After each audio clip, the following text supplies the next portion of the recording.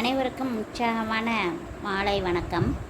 இன்றைக்கி நம்ம பார்க்க போகிற புத்தகம் என்ன அப்படின்னு சொன்னால், ஆடுவோம் பாடுவோம் படிப்போம். ஆட்டமும் பாட்டமும் அதுக்கப்புறம் படிப்பா அப்படின்னு சொல்லி கேட்கலாம். ஆனால் ரொம்ப சுவாரஸ்யமாக இருக்கும். இந்த புத்தகத்தை எழுதினது யாருன்னா ஆதலையூர் சூரியகுமார் அப்படின்றவங்க தான் எழுதியிருக்காங்க. இவங்களுடைய அறிமுகம் என்ன அப்படின்னா, இவங்க ஒரு அரசு பள்ளி பட்டதாரி ஆசிரியராக இருக்காங்க. 20 ஆண்டுகள் பணியில் இருக்காங்க. MA Tamil, PhD Tamil, MA வரலாறு, எம்எட் வரலாறு, எம்ஃபில் வரலாறுலாம் படிச்சிருக்காங்க. நிறைய இடங்களில் இருக்கக்கூடிய பல்கலைக்கழகம், சேலம் பெரியார் பல்கலைக்கழகத்தில் குழு உறுப்பினராக இருக்காங்க. ஆட்சி பேரவை குழு உறுப்பினர். தமிழக ஆளுநர் இவங்களை நியமனம் பண்ணாங்க. கோவை பாரதியார் பல்கலைக்கழகத்தில் ஆட்சி பேரவை குழு உறுப்பினராக மேதகு தமிழக ஆளுநரால் நியமனம் செய்யப்பட்டிருக்காங்க. எழுத்தாளர், பத்திரிகையாளர், சுய முன்னேற்ற பேச்சாளர், நிறைய விருதுகள் வாங்கியிருக்காங்க. பட்டியல் நீண்டுக்கிட்டே போகும். ஆனந்த விகடன், தினமலர், தினமணி, வானதி மாத இதழ், குமுதம், இப்படின்னு கல்கி இவங்க நடத்தினக்கூடிய சிறுகதை போட்டியில் வரக்கூடிய ஒவ்வொரு சிறுகதையிலையுமே ரொக்க பரிசாக 10,000, 5,000, 3,000 சொல்லிட்டு நிறைய பரிசுகள் வாங்கியிருக்காங்க. நிறைய புத்தகங்கள் எழுதியிருக்காங்க. அதில் ஒரு புத்தகம்தான் இந்த புத்தகம். இந்த புத்தகம் எனக்கு எப்படி கிடச்சிச்சுன்னு சொன்னால், எங்களுடைய பள்ளியில் இருக்கக்கூடிய ஒரு இடத்துல இருந்தது. ரொம்ப கீழே கிடந்தது. சரி, எனக்கு ரொம்ப கவலையாக இருந்தது. சரி, இந்த புத்தகத்தை நம்ம எடுத்து என்ன பண்ணலாம் அப்படின்னு பார்த்தா இந்த புத்தகத்தை வைக்கவே தோணவே இல்லை. அவ்வளோ சுவாரஸ்யமாக இருந்துச்சு தெரியுமா. இதனுடைய தலைப்புகள்லாம் ரொம்ப அருமையாக இருந்தது. இதில் இவரே சொல்லியிருப்பார். ஏன்னா படிக்கிற பசங்க ரொம்ப வேறு மாதிரி போய்கிட்டு இருக்குது, காலங்களுக்கு ஏற்ற மாதிரி. இன்றைக்கி நம்ம எல்லாருமே புத்தகம் வச்சு படிக்கிற காட்டிலும் செல்ஃபோன் வச்சு படிக்கிற மாதிரி ஆயிட்டோம். அன்றைக்கி நேர பேசிக்கிட்டு பேச்செல்லாம் இன்றைக்கி இணைய வழியில் நம்ம செஞ்சிட்ருக்குறோம். அப்போ கல்வியில் ஏதாவது ஒரு புதிய மாற்றம் கிடைக்காதா, கொடுக்க முடியாதா? மாணவர்களுக்கு வகுப்பறையில் தண்டனை மட்டும்தான் தரக்கூடாது அப்படின்ற சட்டம் சொல்கிறது ஏன்? அப்போ ஆசிரியரோட பெருமுயற்சி எப்படி எடுத்துக்கணும், அவங்கள எப்படி கொண்டு போகணும் அப்படின்றக்காக கிரிக்கெட்டு, அப்புறம் டீலா நோ டீலா, இப்படி ஒவ்வொன்றா அந்த வகுப்பறை சூழலை ஆட்டமும் பாட்டமாக கொண்டாடி இருக்கக்கூடிய மரியா மாண்டிசோரி அப்படின்ற அவங்களுடைய கிண்டர் கார்டன் மெத்தடு, அதுக்கப்புறம் களிமண்ணில் பொம்மை செஞ்சு கற்றுக் கொடுக்குறது, ஜான் டூயோட விளையாட்டு முறை, இப்படி தகவல் தொழில்நுட்பம், இப்படி ஒவ்வொன்றா நம்ம பார்க்கும்போது ரொம்ப சூப்பராக சுவாரஸ்யமாக இருக்கும். ஹாய் ஸ்டூடெண்ட்ஸ், நம்ம விளையாட்டில் 100% வாங்கலாம். விளையாட்டில் அப்படின்னு சொல்கிறது இங்கே படிப்பை தான் நான் சொல்கிறேன் அப்படின்னு சொல்லிட்டு சின்ன சின்ன விளையாட்டுக்கள், ஒரு கிரிக்கெட்டு இருக்கட்டும், இல்லை ஒரு சின்ன ஒரு கேம் ஆகட்டும், வாலிபாலாக இருக்கட்டும், எதாக இருந்தாலும் நம்ம பார்க்கலாமா, ஆரம்பிக்கலாமா அப்படின்னு கேட்டிருப்பார் அவருடைய முன்னுரையில். இதில் 10 வகையான விளையாட்டு இருக்கும். ரொம்ப ஷார்ட் அண்ட் ஸ்வீட்டாகவே நம்ம சொல்லலாம். 2020 ஸ்கூல் கப்பு ஒன்று இருக்கும். A to Z jumbo jet, சொல் புதுசு எது பெருசு, டபுளா ட்ரிபிளா, அடுத்து யார் எடுத்துப்பார், சொல் அல்லது செல், பால்வீதி பயணம், படி kabaddi, spoken English power bank, match the catch அப்படின்னு சொல்லிட்டு 10 வகையான விளையாட்டுக்கள்லாம் ஹெட்டிங் வச்சு கொடுத்துருப்பாங்க. இப்போ 2020 ஸ்கூல் கப்பை பற்றி நான் சொல்கிறேன் பாருங்களேன். இப்போ நம்ம ஸ்கூலில் இருக்கக்கூடிய பசங்களை பொறுத்து நம்ம என்ன பண்ணிக்கணும்னா, டீமை 2ஆக பிரிச்சுக்கணும். 2ஆக பிரிச்சுக்கிட்டு ஒரு டீமுக்கு இந்தியா, இன்னொரு டீமுக்கு பாகிஸ்தான். ஏன்னா நம்ம விளையாட்டை சுவாரஸ்யமாக கொண்டு போகிறதுக்காக இப்படி செய்கிறோம் குட்டீஸ் அப்படின்னு சொல்லியிருப்பார். இதில் பம் பம் பம், ஆரம்பம், பேரின்பம் அப்படின்ற மாதிரி டாஸ் போட்டு தான் கிரிக்கெட்னால் நம்ம எப்பயும் தெரியும் விளையாட்ட ஆரம்பிப்போன்னு. அப்போ அவங்க சொல்லிடுவாங்க, இப்போ என்ன போட்டால் நம்ம பேட்டை அடிப்போம், பால் போட்டால் தான் பேட்டை அடிப்போம். அப்போ அந்த பவுலிங் அப்படின்ற அந்த கான்செப்ட் தான் கொஷின் கேட்குறது. பேட்டிங் அப்படின்றது விடை சொல்கிற கான்செப்டாக கொடுப்பாங்க. Captain of the team bowling, அதுக்கப்புறம் ஒரு பவுலரு ஒரு ஓவர் தான் விளையாட முடியும். ஒரு ஓவர் முடிகிறப்ப கேள்வி கேட்டுக்கிட்டு இருக்கிற மாணவர்கள் அப்படியே பேட்ஸ்மேன் கொடுக்கக்கூடிய ஆன்சருக்கு ஏற்ற மாதிரி அப்படியே முடிஞ்சிடும். அதில் எப்படி அப்படின்னு சொன்னால், 6 கேள்விகள் நம்ம கேட்குறோமா. ஃபஸ்ட்டு கேள்வி நம்ம கேட்குறோன்னு வச்சுக்கோங்களேன். 6வது கேள்விக்கு சடனாக ஆன்சர் கிடச்சிருச்சுன்னா 6 மார்க்கு. ஆனால் அந்த அடுத்தடுத்த கேள்விகள் கேட்க அவங்க அந்த கேள்விகளுக்கான விடையை மட்டும்தான் சொன்னாங்கன்னா, அந்த கேள்விகள் எத்தனாவதோ அதுக்கு தான் மார்க்கு. உங்களுக்கு சொல்கிறது புரியும்னு நினைக்கிறேன். சரியா? இப்படி நம்ம கொண்டு போகணும். சரி, இதில் அம்பேர் யார் அப்படின்னு கேட்டால் டீச்சர் தான். சரி, ஒய்டு எப்படி இருக்கும் அப்படின்னு கேட்டாங்கன்னா, ஒய்டு எப்படி இருக்கும்னா அவங்க ஏதாவது இந்த பாடம் கொடுத்துருப்பாங்க, இதை போய் படிச்சுட்டு வாப்பா, இதில் கேள்வி கேட்குறேன், இதுதான் நமக்கு நாளைக்கு கேமு 2020 ஸ்கூல் கப்புன்னு சொல்லியிருப்பாங்க. அந்த கேமுக்கு உள்ள கொஷினை ரொம்ப டிஃபிகல்ட்டியாக கேட்பாங்க. அப்படி கேட்டாங்கன்னா ஒய்டு. ஓகேவா? லெக் அம்பையர்னு ஒருத்தர் இருப்பார். ஆமாவா? அவங்க யாருன்னு சொன்னால் இன்னொரு டீச்சரை உட்கார வச்சுருப்பாங்க. ஏன்னா அப்போ பிள்ளைங்க வந்து ஆன்சரை பரிமாறிடக்கூடாதுன்றதில் கருத்துருவாக இருக்கிறதுக்காக அப்படி பண்ணியிருப்பாங்க. நம்ம 6 5 பவுண்ட்ரி இப்படியே போகும். டைமை வந்து அதிகமாக எடுத்துக்கிட்டே நம்ம ஆன்சரை சொன்னோம்னா நமக்கு வந்து மார்க் கம்மியாக போய்கிட்டே இருக்கும். டைமை வேகமாக எடுத்துக்கிட்டே போனோம்னா நம்ம 6லேருந்து நம்ம மார்க் வந்து வந்துக்கிட்டே இருக்கும் நமக்கு. அடுத்து ஒரு ஓவரு ஒரு பேட்ஸ்மேனு ஒரு பவுலரும் மாறிக்கணும். பேட்ஸ்மேன் பவுலரும் மாறிக்கணும். மாறிக்கிறது எதுக்காக அப்படின்னா 2 டீம் மட்டும் இல்லை, ஸ்கூலில் இருக்கக்கூடிய அந்த கிளாஸில் இருக்கிற எல்லா பசங்களுமே விளையாடணும்ல, பேட்டிங்கும் பவுலிங்கும், அதுக்காக அந்த மாதிரி கொடுத்துருப்பாங்க. அடுத்து வந்து சின்ன சின்ன கேள்விகளை வந்து கேட்காம ரொம்ப கஷ்டமான கேள்வியாக கேட்டுக்கிட்டே இருந்தாங்கன்னு வச்சுக்கோங்களேன். அது வந்து என்ன சொன்னேன், வைடுன்னு சொன்னேன். ஆனால் வந்து இவங்க சம்மந்தமே இல்லாமல் வேறு பாடத்திலேருந்து அன்னைக்கு உள்ள அந்த போட்டிக்கான பாடத்திலேருந்து விடைகள் கேட்காம வேறு ஒரு கேள்வி வரணும் அப்படின்றதுக்காக ட்ரிக்காக கேட்டுட்டு இருந்தாங்கன்னா அப்போ வந்து நோ பால்னு போடணும். அப்போ நோ பால் கிடைக்கும். அப்போ எக்ஸ்ட்ரா ரன் கிடச்சிரும் பேட்டிங் டீமுக்கு. ஓகேவா?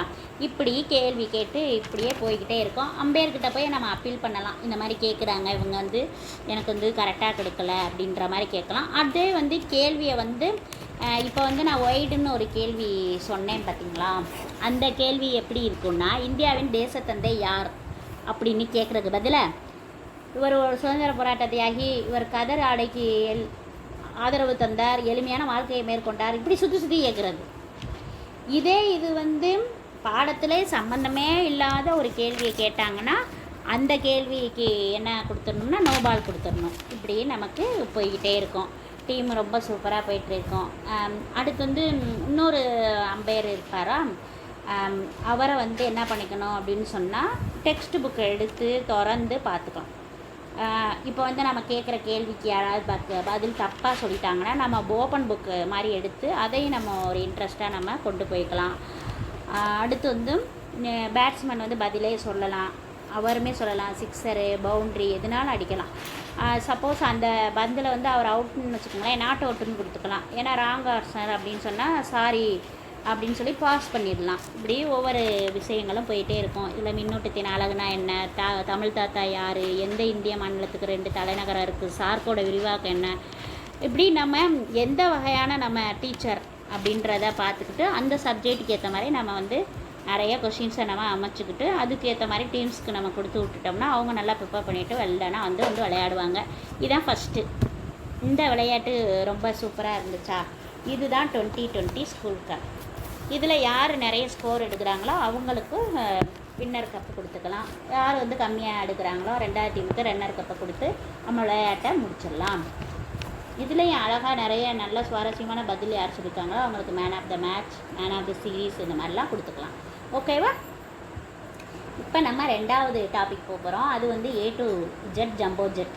இந்த A to Z jumbo jet என்ன செய்யணும் அப்படின்னு சொன்னால் இதே மாதிரி தான் கிளாஸில் இருக்கக்கூடிய பாய்ஸ் கேர்ள்ஸை வந்து தனித்தனியாக பிரிச்சுக்கிறது. இல்லை பாய்ஸ் கேர்ள்ஸுன்னு பிரிக்கிறாங்களே அப்படின்னு இல்லாமல், இல்லை நானாக வந்து கேர்ள்ஸ் ஸ்கூலில் தான் ஒர்க் பண்ணுறேன், அதுக்கேற்ற மாதிரி நம்ம கேர்ள்ஸே வந்து 2 டீமாக பிரிச்சுக்கலாம். இல்லை பாய்ஸும் கேர்ள்ஸும் கலந்துள்ள பள்ளிக்கூடத்தில் அந்த மாதிரி பிரிச்சுக்கலாம். ஒன்று வந்து ஃபஸ்ட்டு டீமுன்னு வச்சுக்கோங்களேன், ஒவ்வொரு டீமும் ஒரு ஜெட்டு, எஸ்ஸு ஜம்போ ஜெட்டு. இவங்க ரயிலே ரொம்ப ரொம்ப சுவாரஸ்யமாக இருக்கும். டீச்சர் என்ன பண்ணுவாங்கன்னா ஒரு வார்த்தை ஒரு லைன் உள்ள கொஷின்ஸ் ஒன் வேர்டாக பிரிச்சுக்குவாங்க. இவங்க என்ன பண்ணுவாங்க, A to Z attendance order படி உள்ள ஒவ்வொருத்தவங்களாக கூப்பிட்டு இதில் ஒரு 52 பேர் இருந்தாங்கன்னா இதில் ஒரு 26, இதில் ஒரு 26 பேர் பிரிச்சுக்கிட்டோன்னு வச்சுக்கோங்க. A to Z ஏலேருந்து ஸ்டார்ட் ஆகும். கடன்னு ஆன்சர் சொல்லிக்கிட்டே வருவாங்க. டாஸ் வெண்டவங்க ஸ்டார்ட் பண்ணிடுவாங்க. ஒரு அணியில் ஒரு மாணவர் வந்து தவறான விடையை சொல்லிட்டாங்கன்னு வச்சுக்கோங்களேன், அந்த ரவுண்டில் அந்த டீமை அவுட் பண்ணிவிட்டு போயிடுவாங்க. அப்புறம் நெக்ஸ்ட் டீமை கூப்பிடுவாங்க. அப்போ A to Z டக்குன்னு கூட்டிகிட்டு வருவாங்க. இல்லை அந்த ஸ்கூலில் கம்மியான பசங்க தான் இருக்காங்கன்னா A to W அல்லது A to M இந்த மாதிரி ஸ்டார்ட்லேயே நின்றுக்கிறோம். அப்போ எந்த நமக்கு கியரில் வந்து ஸ்டார்ட் ஆகி நிற்கிதோ அங்கே வந்து 5வது கியரில் நமக்கு இருக்குதுன்னு வச்சுக்கோங்களேன், அங்கே 5ன்னு மார்க் கொடுக்குறது. இல்லை 1வது கியருக்கு போயிடுச்சுன்னா 1ன்னு கொடுக்குறது. இப்படி கொண்டுக்கிட்டே போவாங்க. ரொம்ப வித்தியாசமாக இருக்கும். கேள்விகளை வந்து கரெக்டாக இருக்கும். இப்போ நமக்கு வந்து 100 மதிப்பெண் டார்கெட் வந்தோன்னா அந்த கிளாஸ் ஹவர்ஸை பொறுத்து நம்ம என்ன பண்ணிக்கணும்னா அந்த போட்டியை நிறுத்திக்கலாம். A to Z jumbo jet இப்படி தான் வந்து அதனுடைய பேராக இருக்குது. தவறான விடை சொல்லும் பொழுது அடுத்த அணியை கூட்டிகிட்டு போய் நம்ம அதே மாதிரி கொண்டு போயிடணும். இதுதான் வந்து அந்த கேமோட ரூலாக இருக்குது. ஓகேவா? இந்த ஜம்போ ஜெட்டில் வந்து நம்ம ரொம்ப பரவசமாக கொண்டு போகலாம். சின்ன சின்ன கொஷின் கொண்டு போகலாம், நார்மல் கொஷின் கொண்டு போகலாம். ஆனால் ரொம்ப கேர்ஃபுல்லாக கொண்டு போகணும். மாணவர்களுக்கு மனசு பாதிக்காத மாதிரி நம்ம அழகான கொஷின்ஸாக எடுத்துக்கணும். இதில் யாராவது நிறைய மார்க் வாங்கினாங்க, நல்ல சுவாரஸ்யமான கேள்விகளை ரொம்ப சாதுரியமாக சொன்னாங்கன்னா அவங்களுக்கு பென்சில், பேனா, கிரேயான்ஸ் எல்லாமே வாங்கி நம்ம கொடுத்து அந்த கிளாஸ் வந்து செய்யலாம், உற்சாகப்படுத்தலாம். இது வந்து 2வது விளையாட்டு. 3வது விளையாட்டு என்ன அப்படின்னு சொன்னால் சொல் புதுசு எது பெருசு அப்படின்ற ஒரு கேம் தான். நம்ம இப்போ நிறைய கரஞ்சிதமே, சில டீம்ஸு, சில ஒரு சிங்கர், சூப்பர் சிங்கர் இந்த மாதிரி நிகழ்ச்சியெல்லாம் பார்க்குறப்ப பார்த்தோம்னா நீங்கள் ஒரு நம்பர் செலக்ட் பண்ணுறீங்களா, அந்த கேமோட விளையாட்டு பேர் என்னன்னு நான் சொல்லவா அப்படின்னு சொல்லுவாங்க. அந்த மாதிரி தான் இதுவும் நம்ம வந்து வச்சு அரேஞ்ச் பண்ணி ஸ்மார்ட் கிளாஸ் இந்த மாதிரிலாம் வர்றப்ப இந்த மாதிரி செஞ்சு நம்ம சிஸ்டத்தில் நம்ம கொண்டு போய் சுவாரஸ்யமாக நடத்தக்கூடிய காலகட்டங்கள்லாம் வரலாம். அப்போ என்ன இந்த புத்தகம் ஒரு ஓரமாக கிடந்துச்சுல்ல, அப்போ இது பக்கத்தில் இருக்குன்றது என்னுடைய ஒரு கருத்துருவாக இருக்குது. சொல் புதுசு எது பெருசு 2 டீமை என்ன செய்யணும், இண்டிவிஜுவலாக அத்லெட்டிக் மாதிரி எடுத்துக்கணும். ஓகே குட்டீஸ்?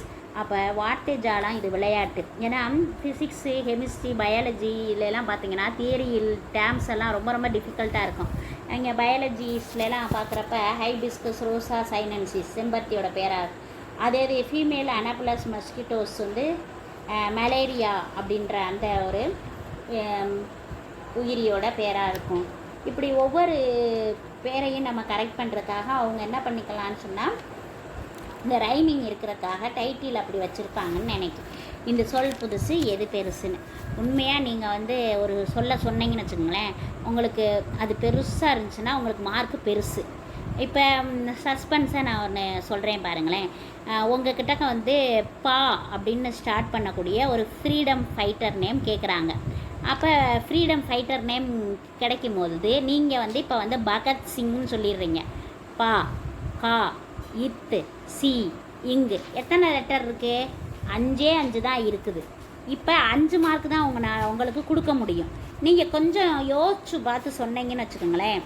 பசும்பொன் முத்துராமலிங்க தேவர் அப்படின்னு சொல்லிட்டீங்கன்னு வச்சுக்கோங்க. அந்த பான் ஸ்டார்ட் பண்ணுறதுக்குள்ளதுக்கு 5 மார்க்குக்கு பதிலாக இதில் எண்ணி பார்த்தா 1 2 3 4 5 6 7 8 9 10 11 12 13 14 15 16 17 மதிப்பெண் கிடச்சிரும். எதுக்கு? பசும்பொன் முத்துராமலிங்க தேவர் அப்படின்ற அந்த வார்த்தைக்கு 17 மார்க் கிடச்சிரும். ஆனால் பகத்சிங் அப்படின்னு சொன்னீங்கன்னா எத்தனை மார்க் தான் கிடைக்கும்? 5 மார்க் தான் கிடைக்கும். அப்போ நீங்கள் சொல் புதுசு எது பெருசு, புதுசாக ஒரு சொல்லை தேடணும், அதில் மார்க்கை வந்து பெருசாக அள்ளணும். இதுதான் என்னுடைய டிஸ்கஷனாக இருக்கும். ஓகேவா?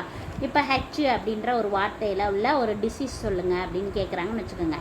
இவங்க வந்து 10th ஸ்டாண்டர்ட் ஸ்டூடெண்ட்ஸை சிமுலேட் பண்ணுறதுக்காக இந்த கொஷின்ஸை வடிவமைச்சிருக்காங்க. ஹெர்னியா அப்படின்னு சொல்கிறாங்க. உடனே அவங்களுக்கு வந்து ஹெர்னியாவுக்கு வந்து எத்தனை மார்க் தான் கிடைக்கும்? 4 or 5 6 லெட்டர்ஸ் தான் இருக்குது. அதனால 6 மார்க் தான் கிடைக்கும். இதே நீங்கள் ஹைப்பர் தைராய்டிசியம் அப்படின்ற ஒரு வார்த்தையை சொன்னோம்னா 14 மார்க்கு கிடைக்கும். அப்போ அதுக்கு ஏற்ற மாதிரி அவங்க எந்த மாணவன் வந்து மிகப்பெரிய வேர்டை செலக்ட் பண்ணுறானா அவனுக்கு வந்து பெரிய சொற்களை சொல்கிறானா, அப்போ வந்து அவன் பெரிய சொற்களை சொல்கிறப்ப அத்துப்படியாக மாறிடும். ஏன்னா ஒரு சில வார்த்தைகள்லாம் பார்த்திங்கன்னா இங்கிலீஷ்லேயே மிகப்பெரிய வார்த்தை அப்படிலாம் நாம் படிச்சிருக்கோம். அப்படி இவங்க வந்து டிஃபிகல்ட்டாக இருக்கிற வேர்டு ஃபுல்லாக என்னவா தோணும்னா இந்த விளையாட்டு இந்த ஒரு மாதிரியாக நடத்துகிறதோட கான்செப்ட் மூலமாக அவங்க வந்து தன்னையே மறந்து நல்ல பெரிய வார்த்தையை கூட என்ன செஞ்சுருவாங்க, ஈஸியாக ஒரு ஆர்வ மேற்பாடில் அவங்க என்ன செஞ்சுருவாங்கன்னா கற்றுக்குவாங்க.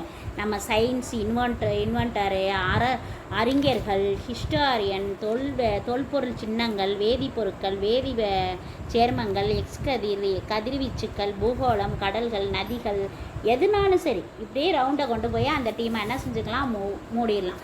அடுத்த விளையாட்டு என்ன அப்படின்னா டபுளா ட்ரிபிளா அப்படின்றதான். இது ரொம்ப ரொம்ப ஜாலியாக இருக்கும். இப்போ அந்த பையன்கிட்டக்கு வந்து தனி ஒரு மாணவனின் ஆளுமையை என்ன செஞ்சு இது ரொம்ப வளர்த்துரும். ஒரு அத்லெட்டிக்கு இன்னொரு அத்லெட்டிக்கு ஒரு அத்லெட்டிக்கை கூப்பிடுறோம். நீங்கள் வந்து கேள்வி கேட்கணும்னு வச்சுக்கோங்களேன். அட்டனன்ஸ் ஆர்டர் படி நம்ம ஏபிசின்னு சொல்லி கூப்பிடும்போது நீ வாப்பா எஸ் கதிர்களை கண்டுபிடிச்சது யாருன்னு சொல்லு அப்படின்னு சொன்னா ரான்ஜன் அப்படின்னு சொல்லுவான்னா இவன் சொல்லுவான் நீ ட்ரபுளா நீ ட்ரிபிளா அப்படி கேட்பான். உடனே இவன் டபுள் அப்படி சொல்லுவேன். டபுள்னு சொன்னோடனே இவன் வந்து கரெக்டான ஆன்சர் சொல்லியிருந்தா இவனுக்கு வந்து இப்போ 5 மார்க்கு அப்படின்னு கொடுக்குறதுக்கு பதிலாக 10 மார்க்கு கொடுப்பாங்க. ஓகேவா, நல்லா சொல்கிறீங்கப்பா. இப்போ நீங்கள் தவறான விடையை சொல்லிட்டீங்கன்னு வச்சுக்கோங்களேன், உங்களுக்கு என்ன வந்து ஆன்சர் 0 தான் வரும், உங்களுக்கு மார்க் கிடைக்காது.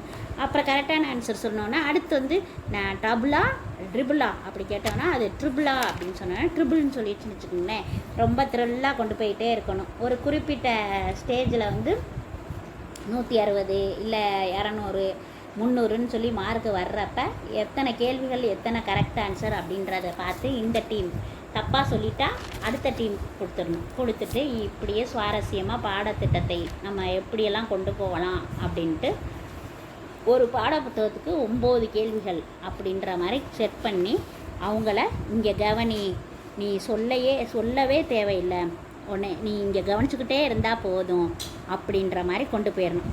இப்போ ஒரு கேர்ள் வந்து ஒரு மாணவன் 1000 மார்க் வந்துட்டேன்னு வச்சுக்கோங்களேன், அவன் அப்படியே குஷியில் ஒரு ஓரமாக வந்து உட்காந்து அப்படியே ஒரு ஆட்டம் போடுவான் பாருங்கள், செம்மையாக இருக்கும். இந்த மாதிரி இந்த விளையாட்டுக்கு பேர் வந்து டபுளா ட்ரிபிளா அப்படின்னு கொண்டு போய் முடிச்சுருவாங்க. அவ்வளோ சூப்பராக இருக்கும்.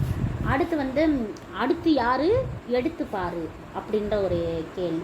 இந்த விளையாட்டோட பேர் பார்த்தா ரொம்ப சூப்பராக இருக்கும். நம்ம வந்து நமக்கு வந்து இறையன்பு சார் என்ன சொல்கிறாரு இந்த இடத்துல சொல்கிறாருங்கன்னா, நிறைய நல்ல சுவையான சமையல் வந்து செஞ்சுருக்கோம். ஆனால் சாப்பிடும்போது எப்படி இருக்கும்னா சாப்பிடவே முடியாது. நல்ல கூழ், தானியம், பயறு இந்த மாதிரி சாப்பாடெல்லாம் சாப்பிட்றது வந்து சுவையாக இருக்கும், ரொம்ப சத்தானது. ஆனால் சாப்பிட முடியாது, டைஜஷன் ஆகாத மாதிரி இருக்கும். ஆனால் வந்து இது ரொம்ப நல்லது. அது மாதிரி தான் ஒரு பசங்க என்ன பண்ணுறாங்கன்னா சின்ன சின்ன விஷயத்தை கூட என்ன பண்ணுறாங்கன்னா லைட்டாக படிச்சுட்டு அப்படியே விட்டுறாங்க, நுனிப்புள் மேய்ஞ்சிடுறாங்க. அவங்க வந்து கம்ப்ளீட்டாக ஒரு டார்கெட்டை பண்ணணும்னு சொன்னால் முழு பாடத்தையும் படிக்கணும்னா அவங்களுக்கு வந்து எக்ஸ்ப்ளனேஷன் பெரியாக இருக்கணும். அப்போ நம்ம வந்து சின்ன எக்ஸ்ப்ளனேஷன் கொடுத்து இந்த கேமை என்ன செஞ்சுருவாங்க, ஸ்டார்ட் பண்ணுவோமா அப்படின்னு சொல்லி ஸ்டார்ட் பண்ணுவாங்க. இந்த லெசன்ஸ் என்ன செய்யணும்னா நீங்கள் என்னென்னா லைன் பை லைனாக படிச்சுட்டு வரணும்ப்பா, நீங்கள் இந்த 2 பாடத்தை எடுத்துக்கோங்கப்பா, போய் பார்த்துக்கோங்க அப்படின்னு சொல்லி நம்மளே கேட்போம். எங்கே பாருங்களேன், எக்ஸாம் டைமில் நம்ம கேட்போம், மிஸ் இந்த பின்னாடி பயிற்சி கொடுத்துருக்காங்கல்ல அதில் இருக்கிற 1 மார்க் கேட்பாங்களா இல்லை இன்டீரியராக 1 மார்க் கேட்பாங்களா அப்படின்னு பசங்க கேட்குறது வழக்கம். 2 வகையான கேள்வியை தான் நிறையா கேட்பாங்க. புக் பேக்கில் இருக்கிற 1 மார்க் கேட்பாங்களா இல்லை உள்ளேருந்து வருமா இன்டீரியராக கேட்பாங்க. லைன் பை படிங்கப்பா அப்படின்னு சொல்லிட்டு இது இன்டெக்ஸ்ட் வாட் நெக்ஸ்ட் அப்படின்றதான் இந்த கேமோட பேரே. அப்போ ஃபஸ்ட்டு டீமும் செகண்ட் டீமும் எடுத்துக்குவாங்க. 2-3 நாளைக்கு முன்னாடியே உங்களுக்கு கேமு ஸ்டார்ட் ஆகிடுச்சுப்பா, நீங்கள் என்ன பண்ணிடுங்க, இந்த கேமை நீங்கள் விளையாடணும்ப்பா அப்படின்னு சொல்லிட்டு இன்டெக்ஸ்ட் வாட் நெக்ஸ்ட் அப்படின்ற அந்த கான்செப்டில் கொடுத்துருவாங்க. இவங்க நல்லா ரீட் பண்ணிட்டு வந்துடுவாங்க. ரீட் பண்ணிட்டு வந்தோடனே உடனே ஒரு மேம் என்ன பண்ணுவாங்க, எந்திரிச்சு நிற்பாங்க. நின்று அந்த புக்கை எடுத்து ரீட் பண்ணுவாங்க. ஆனால் பசங்க வந்து புக்கை வந்து பார்க்கக்கூடாது. இப்போ நம்ம இதெல்லாம் ஏற்கனவே நம்ம பார்த்துருக்கோம் நம்ம ஸ்கூல் டேஸ்லேயே. ஆனால் புக்கை வந்து திறந்துருப்போம். இந்த மிஸ்ஸு ரீட் பண்ணிக்கிட்டே இருப்பாங்க. ரீட் பண்ணிக்கிட்டே இருக்கும்போது சடனாக நிப்பாட்டிடுவாங்க, சேஞ்ச் அப்படின்னு சொல்லிடுவாங்க. சேஞ்சுன்னு சொன்னோன்னே என்ன செஞ்சிடணும், ஒரு பையனை கூப்பிடணும். இப்போ கோகுலோ ராகுலோ இருந்தாங்கன்னா அந்த பசங்களோட பேரை சொல்லிவிட்டு இப்போ நான் விட்ட வார்த்தையிலேருந்து கரெக்டாக ஆரம்பிக்கணும். இப்போ ஆஃப்னு விட்டேன்னா அந்த ஆஃப்லேருந்தே ஸ்டார்ட் பண்ணணும். அதுவும் மிஸ்ஸு விட்ட ஆஃப்லேருந்து தான் நம்ம ஸ்டார்ட் பண்ணணும். வேறு எங்கேயாவது நம்ம விட்டதுலேருந்து ஸ்டார்ட் பண்ணோன்னு வச்சுக்கோங்களேன், தப்பாக போயிடும். உடனே அவன் வாட்சிக்கிட்டே இருப்பான். அவன் வாட்சிக்கிட்டே இருக்கும்போது அந்த சேம் டீம்லேயே ஒரு பையனை ஸ்டாப் நெக்ஸ்ட் அப்படின்னு சொல்லிட்டு இன்டெக்ஸ்ட் வாட் நெக்ஸ்ட் அப்படின்னா, இப்போ நமக்கு அவனுக்கு வாசிக்க தெரிலன்னு வச்சுக்கோங்க, தப்பாக போயிடுச்சுன்னா நெக்ஸ்ட் டீம் கூப்பிட்டுக்கணும். பி டீமை கூப்பிட்டுட்டு வந்து அவன்லேருந்து திருப்பி நம்ம ஆரம்பிக்கணும். இப்படி விளையாட்டை சுவாரஸ்யமாக கொண்டு போய் யார் வின்னிங் ரைஸ் அதிகமான நமக்கு மார்க் வாங்குறாங்களோ அவங்களுக்கு ஒரு ப்ரைஸை கொடுத்து அந்த நிகழ்ச்சியை என்ன செஞ்சிடணும், அந்த கேமை நம்ம முடிச்சிடணும். அப்போ அந்த பையனோட இந்த கேம்னால் அவனுடைய ஃபுல் ரீடிங், பேராகிராஃபு ரீடிங்கு, எந்த பேஜில் எந்த இடத்துல சடன் கெஸ்ஸு, ரிவர்ஸாக நம்ம எப்படி படிக்கணும் அப்படி இப்படின்னு கரைச்சி குடிச்சிருந்தா மட்டும்தான் அவனுக்கு வந்து பாசிபிலிட்டியாக இருக்கும். இது மட்டும் இல்லை, அவனுடைய ப்ரொனவுன்சியேஷன், அவனோட ஸ்பெல் பி, அவனோட ஹோல் புக் ரீடிங் பண்ணக்கூடிய ஒரு விஷயம். நமக்கு வந்து இனி வந்து அந்த தொல்லையே கிடையாது. இந்த புக்கை நம்ம படிச்சிட்டோம்னா ரொம்ப ரொம்ப சுவாரஸ்யமாக இருக்கும். விளையாட்டு சூப்பராக தீப்பிடிச்சி ஏறி நம்ம வீட்டிலையே வந்து நம்ம இந்த மாதிரி விஷயங்களெல்லாம் சொல்லி விளையாடலாம். ஒரு நாளைக்கு 2 நாளைக்கு முன்னாடி சாப்பாடு என்ன செஞ்சோம் இந்த மாதிரிலாம் சொல்லி இது பண்ணலாம். அதில் உள்ள விட்டமின்ஸ் எல்லாம் என்ன, விட்டமின்ஸோட பேரெல்லாம் என்னன்னு கலெக்ட் பண்ணி கூட விளையாடலாம். அடுத்த கேம் என்ன, இப்போ நம்ம 5 கேம் பார்த்துட்டோம். 5 கேமுக்கு அப்புறம் 6வது கேம் சொல் அல்லது செல் அப்படின்ற அந்த ஒரு விளையாட்டு என்ன அப்படின்னா, எல்லா பேரண்ட்ஸும் ஈவன் நான் உட்பட என்னோடய குழந்தைங்களுக்கு தமிழ் ரீடிங் வந்து ரொம்ப வேண்டும் அப்படின்னு எல்லாருமே நினைக்கிறது வந்து வாஸ்தவமானது.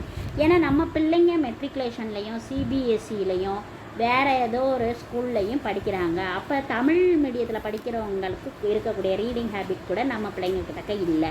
அப்போ பெற்றோர்கள் குறைப்பட்டுக்கிறாங்க, என் பிள்ளைக்கு தமிழ் ரீட் பண்ண தெரில, பிழையாக ரீட் பண்ணுறாங்க. முயற்சியும் பயிற்சியும் இருந்தால் எதுவுமே சாத்தியம் அப்படின்றத நீங்கள் புரிஞ்சுக்கோங்க. 90% பிள்ளைங்களுக்கு வந்து மற்ற பாடத்தில் மார்க் வாங்குறாங்களே தவிர தமிழில் பார்த்தீங்கன்னா 40% கேவலம் ரீட் பண்ண கூட தெரியலை. ஏன்னா இஷ்டத்துக்கு வாரி இறைக்கிறாங்க. நீங்கள் கோவேன்னு எழுத சொல்லுங்கள், கேவேன்னு எழுதுவேன். கோவலன் அப்படின்னு சொன்னால் கேவலன் எழுதுவேன். கேட்டால் கேவலன் தான் அவன் அப்படின்னு வாங்கி தயாருக்கு தாயார்னு எழுதுறது. சிம்பிளாக ஒரு இன்ட்ரெஸ்ட் தாங்க இது. ஒரு சின்ன இன்ட்ரெஸ்ட்டை வந்து தூக்கி விட்றது தான் இந்த டெக்னிக்கலாக இந்த ஒரு விளையாட்டோடைய சுவாரஸ்யமான விஷயம். இது வந்து கண்டிப்பாக வந்து நமக்கு உள்ள ரீடிங்கை தமிழை ரீட் பண்ணுற தகராறை கண்டிப்பாக நமக்கு தகர்த்து எரியும். ஏன்னா இதை எப்படி விளையாண்டுருப்பாங்கன்னு சொன்னால், அமைச்சரும் மந்திரியும் இருக்கிற மாதிரி, அதாவது ராஜாவும் அமைச்சரும் இருக்கிற மாதிரி இருக்கும். மந்திரியும் ராஜாவும், அரசே ஒரு தடவை ஒரு கேம் விளையாண்டு பார்ப்போமா, நம்ம பிள்ளைங்கள்லாம் விளையாட்டு பிள்ளைகள் எல்லாம் தீராட்ட விளையாட்டு பிள்ளைகளாக மாறிடும் அரசே. அமைச்சரே அப்படி என்ன சொல்கிறீர்கள்? ஆமாம் அமைச்சரே, என்ன விளையாட்டு தெரியுமா அது? சொல் அல்லது செல் மன்னா அப்படின்னு சொன்னான். என்ன, முதல் சுற்றை ஆரம்பிக்கலாமா? ஆரம்பிக்கலாம் அரசே அப்படின்னு சொல்லிட்டு ஆரம்பிப்பாங்க. ஆரம்பிக்கும் போது நம்ம வந்து 10 மார்க்கு வச்சு ஆரம்பிக்கிற மாதிரி. ஃபஸ்ட்டு வந்து, என்ன அரசே, என்ன சுற்று, இந்த சுற்றின் பெயர் என்ன? மன்னா, உங்களுக்கு தெரியாதா இந்த சுற்றின் பெயர் என்ன என்றால், தமிழ் புலவர்கள் அப்படின்ற புலவர்கள் சுற்றுதான் மன்னா. புலவர்கள் சுற்றா? அப்படியா? அப்படி என்ன மன்னா அப்படின்னு முதல் டீம் வந்து நிற்கும்.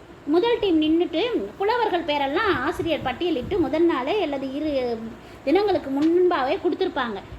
புலவர் சுற்றா? ஒரு மாணவன் கா என ஆரம்பிக்கும் புலவரின் பெயர்களோ அல்லது புலவர்கள் பெயர்களோ சொல்லுங்கள் என்று சொல்லணும். ஏதாவது ஒரு ஸ்டார்ட் பண்ணி சொல்லலாம், இல்லை புலவர்கள்னு சொல்லலாம். புலவரா? பெண்பார் புலவரா, ஆண்பார் புலவரா? ஆஹா, எந்த புலவரேன்னு சொல்லுங்கள். கபிலர், கம்பர், ஔவையார், இப்படி அவர்கள் புலவர்கள் பட்டியலை சொல்லிக்கிட்டே இருப்பாங்க. புலவர்கள் வரிசையாக அந்த டீமில் சொல்லிக்கிட்டே இருப்பாங்க. அந்த டீம் வந்து திணறும் போது டக்குன்னு நின்றுச்சுன்னு வச்சுக்கோங்க, தெரியலைன்னு வச்சுக்கோங்களேன். நீ போய் உட்காருப்பா, இது சொல் அல்லது செல், நீ சொல்லலை அதனால நீ செல்ற அப்படின்னு சொல்லி அந்த புலவர் சுற்று முடிஞ்சிடும்.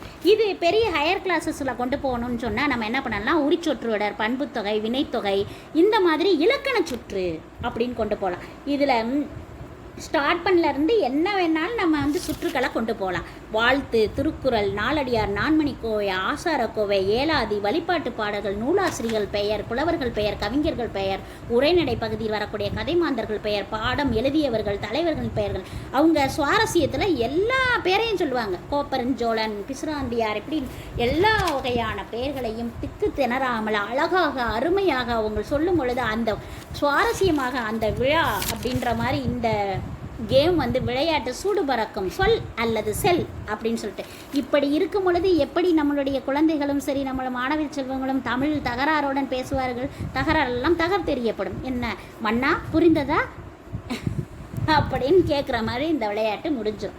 ஆமாம், இது எல்லாருக்கும் புரிந்த விஷயந்தான். இப்போ என்ன பண்ண போகிறேன் என்னன்னா, எல்லாருமே யோசிச்சு பாருங்க.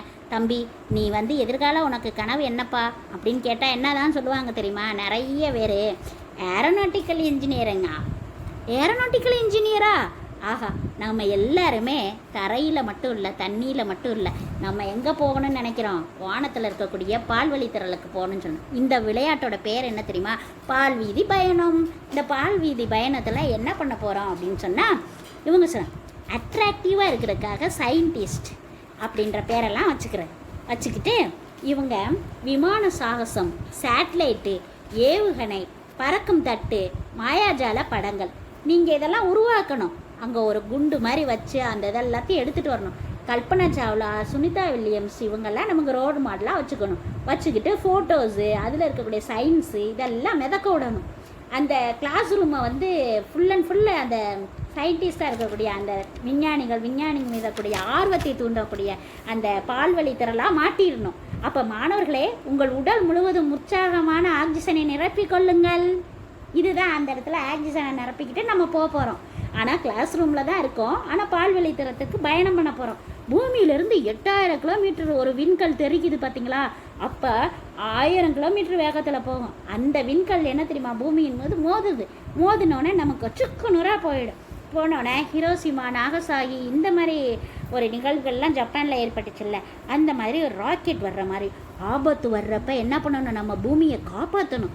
அதுக்கு தான் நம்ம ராக்கெட்டை ஏவி விட்றோம். வெயிட் 100 கிலோமீட்டர் நம்ம சொல்கிறோம்ல மான்செஸ்டர், அந்த மான்செஸ்டர் தான் நமக்கு வில்லனா அழிக்கணும் நம்ம கண்டிப்பாக. அப்போ தயாராகணும், ராக்கெட்டை தூக்கிட்டு போகணும். ஓகேவா?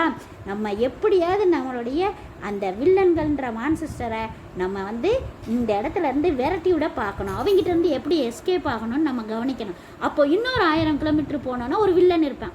அந்த அடுத்த 1000 கிலோமீட்டர் போனோன்னா 2 வில்லன் இருப்பான். அதுக்கடுத்த 1000 கிலோமீட்டர் போனோன்னா 3 வில்லன் இருப்பான். இப்படி 1000 கிலோமீட்டர் போனோன்னா 7000 கிலோமீட்டர் முடிச்சோன்னா 7 வில்லன்கள் இருப்பான். அங்கே தான் அந்த மான்செஸ்டர் இருப்பான். அப்புறம் 8 வில்லன்கள் இருப்பாங்க. அதுக்கப்புறம் நீங்கள் இந்த பூமியை சேவ் பண்ணணும். உங்களுக்கு ஒரு பெரிய குளோப் தருவாங்க. அந்த குளோப் தான் கிஃப்ட்டு. ஐயோ, விளையாட்டுன்னு சொல்கிறீங்க. ஏதோ 1000 கிலோமீட்டர் போனால் ஒரு வில்லன், 2000 கிலோமீட்டர் போனால் 2 வில்லன், 3000 கிலோமீட்டர் போனால் 3 வில்லன். என்னதான் சொல்ல வரீங்க? 8000 கிலோமீட்டர் போனோன்னா 8 வில்லன்னு சொன்னீங்களா? உங்களுக்கு இந்த விளையாட்டு புரிஞ்சிருச்சா? ஐயோ, இன்னும் கொஞ்சம் கன்ஃபியூஸாக இருக்குது அப்படின்னு நீங்கள் நினைக்கலாம். ஒன்றும் இல்லை, அந்த மான்செஸ்டர் டீம் வில்லன் டீம் சொன்னேன்ல, அதுதான் கேள்வி. அந்த கேள்விக்கு ஆன்சர் சொல்லணும்ல, அதுதான் அந்த ஏர் ஸ்பேஸ் ரேஞ்சர் டீம். இதுதான் காப்பாற்ற வந்த ராக்கெட் பேர். நம்ம ஒரு கேள்வியாக கேட்கணும். அந்த கேள்விக்கு சரியான ஆன்சர் சொன்னாங்கன்னா அவங்க அந்த வில்லன்கிட்ட இருந்து நம்ம தப்பிச்சிட்டோன்னு அர்த்தம். நமக்கு 1000 மார்க்கு கிடைக்கும். அடுத்த கேள்வி கேட்குறப்ப 2 கேள்வியாக கேட்பாங்க. அப்போ நம்ம ஆன்சரை நம்ம சொல்லிட்டோம்னா நமக்கு அப்போ 2000 கிலோமீட்டர் பயணிச்சனால அதுக்கு டபுளாக மார்க் வரும்.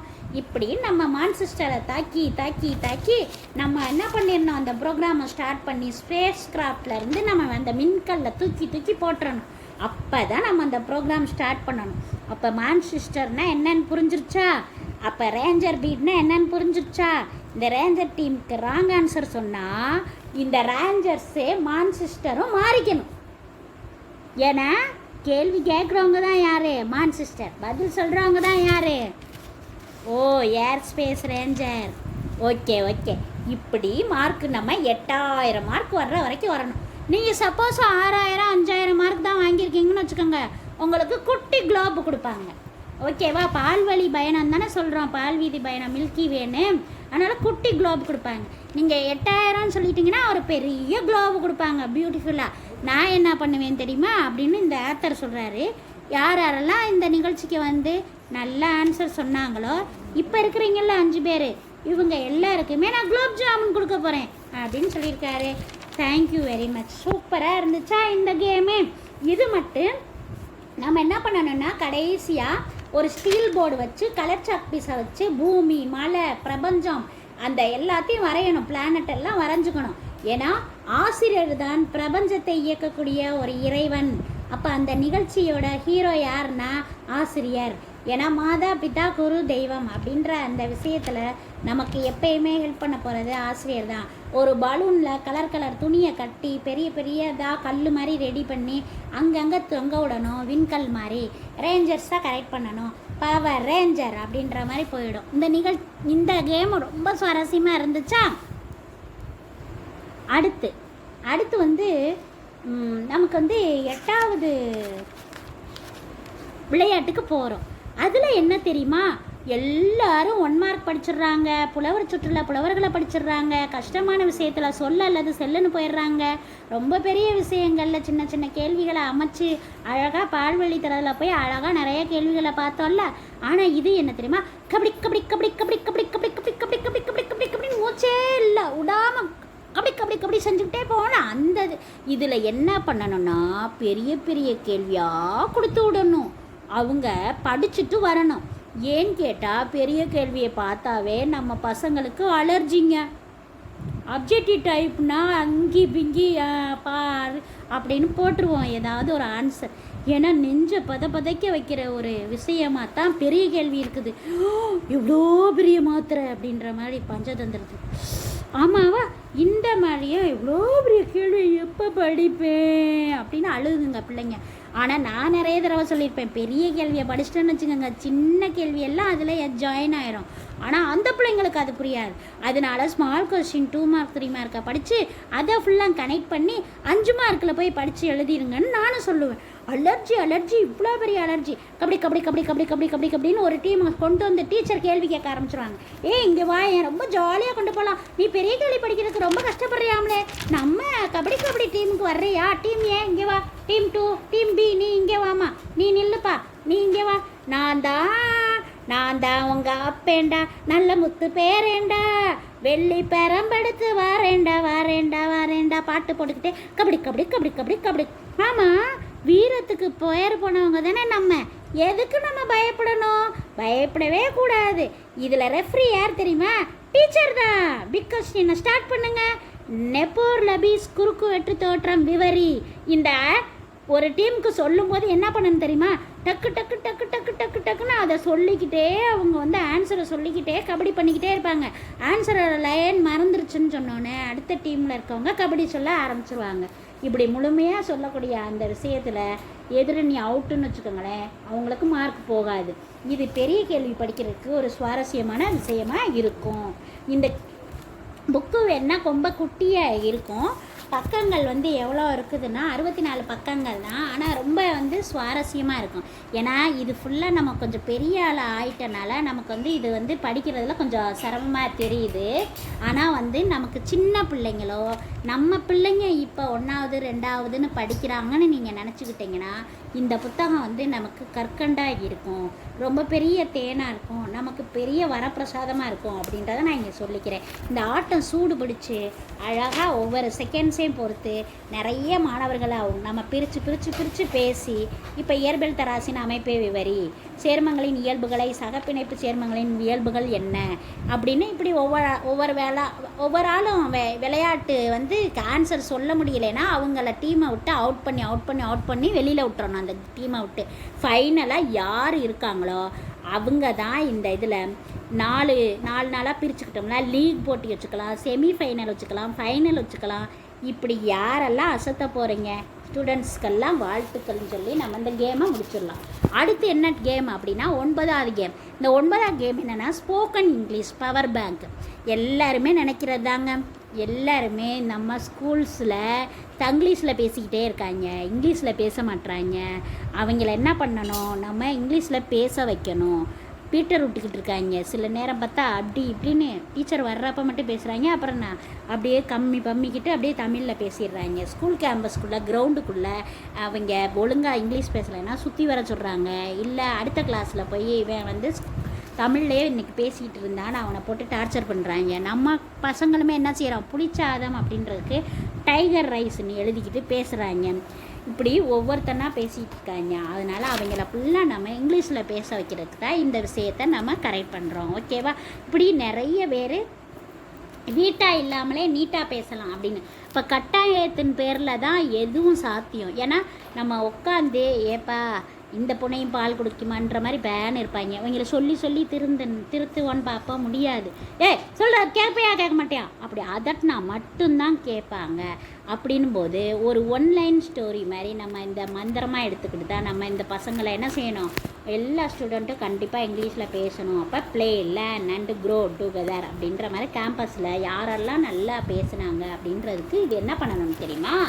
இங்கே தான் இருக்குது ஸ்போக்கன் இங்கிலீஷ் பவர் பேங்க். இப்போ பேங்க் மாதிரி நினச்சிக்கணும். பேங்க்குக்கு போனால் யாரெல்லாம் இருப்பா? பிரான்ச் மேனேஜர் இருப்பார், அதுக்கப்புறம் ஜென்ரல் மேனேஜர் இருப்பார், அதுக்கப்புறம் அங்கே இருக்கிற அங்கே இருக்கிற அக்கௌண்டன்ட்டு இருப்பார். அப்போ அந்த பவர் பேங்க்கில் என்ன பண்ணணும்னா ஒரு பெரிய ஒரு வட்டமாக ஒரு தொட்டி மாதிரி அமைச்சுக்கணும். இந்த தொட்டியை சுற்றி ஒரு குட்டியாக வட்டமாக மஞ்சள் கலரில் பால் மாதிரி ஒரு ரவுண்டாக கட்டி விட்டுக்கணும். அது ஃபுல்லாக அந்த பழைய நியூஸ் பேப்பர் இருக்கும். அந்த பழைய நியூஸ் பேப்பரை அந்த இடத்துல சொருகி வைக்கணும். அந்த தலைக்கு மேலே சொருகி வச்சுட்டு அந்த பவர் பேங்க்கு இருக்கும் அந்த அட்டைப்பெட்டி. இப்போ அந்த வட்டமாக இருக்கிற அதுக்கு பேர் என்னென்னா லட்டு. 10 லட்டு கட்டி வச்சிடணும். அது எல்லோ கலரில் இருக்கும். பிரான்ச் மேனேஜர் யாருன்னா டீச்சர், அவர் தான் டீச்சரு. அதுக்கப்புறமா பவர் பேங்க் ஜென்ரல் மேனேஜர் யாருன்னா வைஸ் பிரின்சிபல் சார் தான் அவர். ஓகேவா? இப்போ ஸ்போக்கன் இங்கிலீஷ் பவர் பேங்க்கில் அங்கே ஒரு வட்டமாக ஒரு தொட்டி மாதிரி இருந்துச்சுல்ல, அந்த தொட்டியில் நீங்கள் அன்னைக்கு அந்த கிளாஸ் ரூமில் இந்த ஸ்கூலில் இந்த கிளாஸ் இன்றைக்கி நல்லா தமிழில் பேசாமல் இங்கிலீஷ்லேயே பேசுச்சு அப்படின்றத நம்ம கண்டுபிடிக்கணும். அப்போ அந்த கவுண்டிங்கை பார்க்கணும். அந்த மாணவர்களுக்கு ஏற்ற மாதிரி அங்கே மார்க் கொடுக்கணும். இப்போ 6th ஸ்டாண்டர்டு ஒரு எல்லோ லட்டு, 7th ஸ்டாண்டர்டு அடுத்த எல்லோ லட்டு. அப்போ எந்த லட்டு பிச்சு சாயந்தரமாக பிரின்ஸிபலும் வைஸ் பிரின்ஸிபலும் டீச்சரும் அந்த பவர் பேங்குக்குள்ளே போட்டுருவாங்க. அப்போ அவங்க தோத்ததா அர்த்தம். ஏன்னு கேட்டால் அவங்க இன்றைக்கி அவங்க இங்கிலீஷில் சரியாக பேசலை. இப்போ நம்ம அந்த பசங்க இங்கிலீஷில் பேசலை, நீ இம்போசிஷன் எழுது, நாளையிலிருந்து நீ கிளாஸ் ரூமை சுற்று, ப்ளே கிரவுண்டை சுற்றிட்டு வா, 5 ரவுண்டு போடு இப்படின்னு நம்ம அவங்கள தண்டனை கொடுத்தோம்னா அவங்க மனசு எப்படி இருக்கும்? ஊண்டிங்காக இருக்கும். ஆனால் லட்டுனா எல்லாருக்கும் ரொம்ப பிடிக்கும்ல. கண்ணா லட்டு திங்காசையா அப்படின்னு நம்ம மன ரீதியாக அவனுக்கு வருத்தம் இல்லாமல் அவனுக்கு பிளாக் மார்க்குன்னு கொடுக்காம அவனை நம்ம பவர் பேங்கில் கொஞ்சம் போட்டுட்டு அவனுக்கு தெரியாது. இப்படி நீங்கள் ஆடி பாருங்களேன். உங்கள் பிள்ளைங்களும் நாளைக்கு இன்டர்நேஷ்னல் அழகாக இங்கிலீஷ் அழகாக பேசுவாங்க அப்படின்னு இந்த ஆத்தர் சொல்லியிருப்பார். ஓகேவா? இப்போ 10வது விளையாட்டுக்கு வந்துட்டோம். ரொம்ப சுவாரஸ்யமாக வந்துட்டோம். இது என்னென்னா மேட்ச் த கேட்ச். இந்த மேட்ச் த கேட்ச் என்ன விளையாட்டுன்னு சொன்னீங்க, என்ன யாரும் வகுப்பறையில் விளையாண்டுக்கிட்டு இருக்கீங்க, ஒரு நாள் கூட வெளியில் போய் விளையாட மாட்டேறீங்க அப்படின்னு நீங்கள் கேட்கலாம். ஆனால் இப்போ நம்ம வெளியில் போய் விளையாட போகிறோம். கிளாஸ் ரூமை விட்டுட்டு வெளியில் போகிறோம். வெளியில் போகிறதுக்கு வாலிபால் எடுத்துகிட்டு போகிறோம். வாலிபாலை எடுத்துக்கங்க சுட்டீஸ். இங்கே பாருங்களேன், படிப்பில் என் பையன் பெரிய லெவலில் வரணும், ஸ்டேட் மார்க் வாங்கணும்னு நினைக்கிற எல்லா பேரண்ட்ஸும் விளையாடெல்லாம் வேணாம், தேவையே கிடையாது, அவன் விளையாடி என்ன கிழிக்க போகிறேன் அப்படின்னு பேசுகிறது உண்டு. 4 பேஜ் காம்போசிஷன் படிக்கணும், 1 மணி நேரம் மனப்பாடம் பண்ணிக்கக்கூடிய திறமை இருக்கணும். கிரவுண்டில் அவன் விளையாண்டு என்ன செய்ய போகிறேன்? சந்திரமுகி மாதிரி அலறிக்கிட்டு வர்றத ஓடி வர்றாங்க. விளையாட்டும் உடற்பயிற்சியும் அவசியம்னு தெரிய வேணாம். உடம்பை வளர்த்தேன் உயிரை வளர்த்தேன்னு சொல்லி திருமூலர் சொல்லலை, மாலை முழுதும் விளையாட்டுன்னு பாரதியார் சொல்லலை. விளையாட்டு மைதானத்தில் போய் விளையாடுறது இல்லை. பெற்றோர்கள் ஆமோதிக்கிறாங்க, என் பிள்ளை விளையாட வேணாம் சார், என் பையனை நான் ஜோனல் டிஸ்ட்ரிக்ட்டு அப்படின்னு சொல்லிட்டு ஸ்போர்ட்ஸ் டீமுக்கு நான் கூப்பிட வேணாம் சார், அவன் பாட்டுக்க என் பிள்ளை ஸ்டேட் லெவலில் மார்க் வாங்கி முயற்சி பண்ணணும் சார், அவனை விட்டுருங்க சார். சுவர் இருந்தால் தானே சித்திரம் வரைய முடியும். இந்த பழமொழியை நீங்கள் கேட்டிருக்கீங்களா இல்லையா? இந்த பழமொழி தாங்க நம்மளுடைய உடலை வளர்க்குறதுக்குரிய அபாயம். இந்த உபாயத்தை போயிட்டு அபாயமாக மாற்றணும்னு வச்சுக்கோங்க. இன்சைட் த கேம் பாருங்கள். இவ்வளோ நாள் உள்ளே விளையாண்டோம், வாங்க வாலிபாலை தூக்கிட்டு வெளியில் போகலாம் அப்படின்னு கிரவுண்டுக்கு போயிடுவாங்க. இந்த கிரவுண்டில் போன பிறகு இந்த விளையாட்டோட சுவாரஸ்யம் என்ன அப்படின்னு சொன்னால் பொறுத்துகன்னா மேட்ச் ஷீட்டு. டீச்சர் என்ன பண்ணுவாங்க, மேட்ச் ஷீட் வச்சுருப்பாங்க. எந்த மாதிரி மேட்ச் ஷீட் வச்சுருப்பாங்கன்னு சொன்னால், இப்போ டீச்சர் நடுவில் நிற்பாங்க, அதாவது கிரவுண்டில் நடுவில் நிற்பாங்க, டீச்சரை சுற்றி ஸ்டூடெண்ட்ஸ் நிற்பாங்க. பால் டீச்சர் கையில் வச்சுருப்பாங்க. டீச்சர் இப்போ சித்தரஞ்சன் அப்படின்னு சொல்கிறது ரயில் என்ஜின் அப்படின்றது ஆன்சரு, சித்தரஞ்சன்றது கேள்வின்னு வச்சுக்கோங்களேன். அதான் உண்மையான கேள்வியும் ஆன்சரும். டீச்சர் ஒரு பந்தை கையில் வச்சுருப்பாங்களா, சித்தரஞ்சன் அப்படின்னு சொல்லிட்டு சித்தரஞ்சன்ட்டு கேள்வியை சொல்லுவாங்க. பையனோட பேர் ராகுல் அப்படின்னா தூக்கி போடுவாங்க, ராகுல் அப்படின்னு சொன்னோன்னா அவன் என்ன செய்யணும்னா ரயில் என்ஜின் அந்த பாலை வந்து மிஸ் பண்ணாமல் கேட்ச் பிடிச்சி அவன் ஆன்சர் சொல்லணும். அப்படி சொன்னோடனே அங்கே ஒரு 2 லீடரை நியமித்து அவன் ஆன்சர் சொல்லிட்டானா அதை என்ட்ரி பண்ணுங்க. இப்படி என்ட்ரி பண்ணும்பொழுது குமார் அப்படின்னு சொல்லிட்டு சிந்திரி அப்படின்னு சொன்னோன்னே உர தொழிற்சாலை அப்படின்னு சொல்லுவாங்க. அடுத்து தாராப்பூர் அணுமின் நிலையம் அணு அப்படின்னு சொன்னோன்னா அந்த பொண்ணு சொல்லணும். சிவகாமி தீப்பெட்டி தொழிற்சாலை, சிவகாசி, இந்த மாதிரி ஒவ்வொன்றா சொல்லி அந்த பிள்ளைங்களை என்கரேஜ் பண்ணி ஒவ்வொரு மதிப்பெண் 2 மதிப்பெண், பந்தை மிஸ் பண்ணால் நோ மார்க்கு இப்படி கொடுப்பாங்க. யார் வந்து அதிகமான மார்க் வாங்குறாங்களோ அவங்களுக்கு தாங்க இந்த விளையாட்டின் பேர் மாதிரி மேட்ச் த கேட்ச், அது மாதிரி மேன் ஆஃப் த மேட்ச் அப்படின்றத கொடுப்பாங்க. ஃபைனல் ஸ்கோரை அதிகமாக கொண்டு வந்துட்டு நீட்டாக என்ன செஞ்சுருவாங்க, இந்த நிகழ்ச்சியை முடிச்சுருவாங்க. இப்படி இந்த 10 விளையாட்டுகளையும் இங்கே அழகாக கொடுத்துருப்பாங்க. ஃபஸ்ட்டு இந்த புத்தகம் படிக்கிறப்ப ரொம்ப சின்னதாக குட்டி பிள்ளைக்கு சொல்கிற மாதிரியே இருக்குதே அப்படின்னு நினச்சேன். ஆனால் இன்றைக்கி இருக்க குட்டி பிள்ளைங்க தானே எதிர்காலத்தில் இருக்கக்கூடிய, நம்மளும் ஒரு காலத்தில் குட்டியாக தானே இருந்தோம். இப்போ பெரிய ஆள் ஆகிட்டோம்ல, நமக்கு குட்டி பிள்ளைங்கள்லாம் இருக்குல்ல, நம்மளை காட்டிலும் குட்டியாக இருக்கிற பிள்ளைங்களை இப்படி விளையாட்டு நோக்கில் கொண்டு போகிறதுக்கு தான் ரொம்ப சுவாரஸ்யமாக இருக்கும். நான் வந்து என்ன பண்ணுவேன் அப்படின்னு சொன்னால், என்னை ஒரு தடவை என்ன பண்ணிட்டாங்க, கூட்டிகிட்டு போய் எங்கள் கிளாஸில் வந்து ஏரியாவும் அதுக்கப்புறம் வந்து பெரிமீட்டரும் யாருமே படிக்கவே மாட்டாங்க மிஸ், அதுக்கு நீங்கள் என்ன பண்ணுறீங்க, இங்கே பாருங்களேன். ஒரு மாதமாக அந்த டீச்சரு ஏரியா ஆஃப் த ஸ்கொயரையும் ஏரியா ஆஃப் த ரெக்டாங்கிளும் பெரிமீட்டர் ஆஃப் த ஸ்கொயரையும் பெரிமீட்டர் ஆஃப் த ரெக்டாங்கிளும் நடத்தியிருக்காங்க. 4 தான், ஒரு மாதமாக. எந்த பிள்ளை வந்து ஒரு 10 பிள்ளையை தவிர மீதி பிள்ளைங்க சொல்லவே இல்லை. அதுலேயும் குறிப்பாக வந்து எங்களுடைய டேம் படி பார்த்தா ஸ்லோ லேர்னர் அப்படின்ற ஒரு வேர்டு வச்சுருப்போம். கிஃப்டட் சைல்டு, நார்மல், இப்படி 3 பேர் இருப்போம். மீத்திர குழந்தைகள், நடுத்தரமாக இருக்கக்கூடியது, மெல்ல கற்போர். இப்போ மெல்ல மலர்வோர்னு சொல்லி மாற்றிருக்கோம், மலரும் கற்போர்னு மாற்றிருக்காங்க. ஏன்னா அவங்க வந்து மெல்ல கற்போர்னு சொன்னால் அவங்களுக்கு உளவியல் ரீதியாக அவங்களுக்கு வந்து பாதிப்பாக இருக்குமா. அதனால் இவங்களை வந்து என்னை கொடுத்துட்டாங்க. அவங்க 8th ஸ்டாண்டர்ட் தான் படிக்கிறாங்க. கொடுத்துட்டு போயிட்டாங்க அந்த மிஸ்ஸு. சரி நான் பார்த்துக்கிறேன், ஏன்னா நான் 11th 12th டீச் பண்ணுற மிஸ்னால நான் வந்து என்ன பண்ணேன், எதுக்கு கிளாஸ் ரூம்லேயே வச்சு நடத்துறதுக்கு அப்படின்னு சொல்லிட்டு அந்த கிளாஸில் கிட்டத்தட்ட 30-40 பேர் இருந்தாங்க. அவங்கள என்ன பண்ணேன்னா குட்டியாக வந்து சதுரமாக ஒரு டீமை நிற்க வச்சுட்டு இன்னொரு டீமை ரெக்டாங்கிளாக நிற்க வச்சேன். அதே நபர்களை கொஞ்சம் தள்ளி நிற்க வச்சு சேஃப் மாதிரி நிற்க வச்சுட்டு நான் நடுவில் போய் நின்றுக்கிட்டு எங்கள் ஏரியா உள்ளே வராத, எங்கள் ஏரியா உள்ளே வராத அப்படின்னு சொன்னோன்னா ஸ்கொயருக்குள்ளே போய் நின்றோன்னா அவங்க சொல்லுவேன், the area of the square equal to A square, A into A, side into side அப்படி சொன்னாங்க.